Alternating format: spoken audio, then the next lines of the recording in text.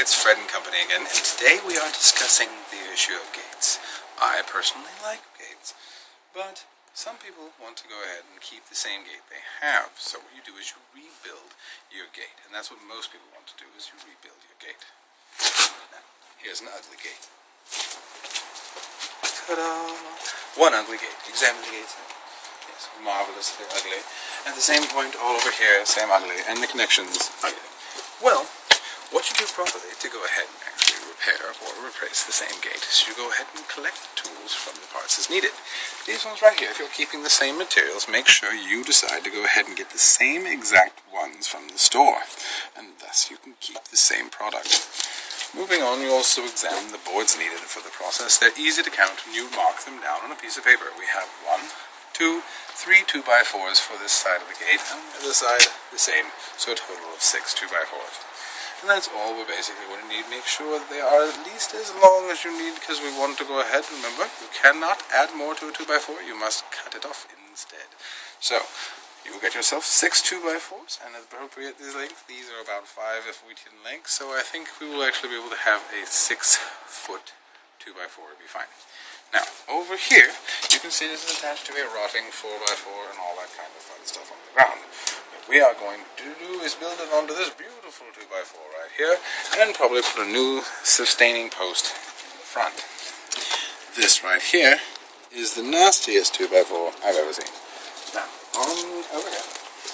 Come, follow me. We'll go around to this side of the gate now. This side of the gate basically tells you what the other things you need. You know the number of slats you're going to need, and that's all kind of fine. If they're a little bit taller or a little bit shorter, it doesn't much mind. We're going to have to measure it into place. Your materials, as far as the gate latch and other things that you want to replace, make sure you mark them down. If you need to, draw a diagram to remember that there is a hole in there and all that kind of stuff in the top board. Otherwise, you're going to be sitting there with a chain going, it's too short and I don't know how, and it doesn't look right on the top. So, none to say the least, absorb all issues and make sure you check your local Home Depot or other places to double check and make sure there isn't something fun or neat that you could use. Like, I would personally try to find a ring to fit in the middle, so it would look nice when you pull the chain through. The attachments into the house are kind of individual. I don't like them. They're screws into the wall, and they don't exactly have the best issues. If there's any way to go ahead and possibly get a peek at them, please do. They're the same as the other ones into the other side of the wall. This kind of fence does need to be supported by itself and a roller bar. So make sure you get, like I said, all your parts and pieces. In the back here, we can tell that this is an old roller bar installment. Basically, I'm not even sure if that's fencing material, but somebody wanted to go ahead and put it on there. Instead, this is where you're going to have to make a little bit of it on your own. Use your imagination. Fabrication is the key. Come around this side.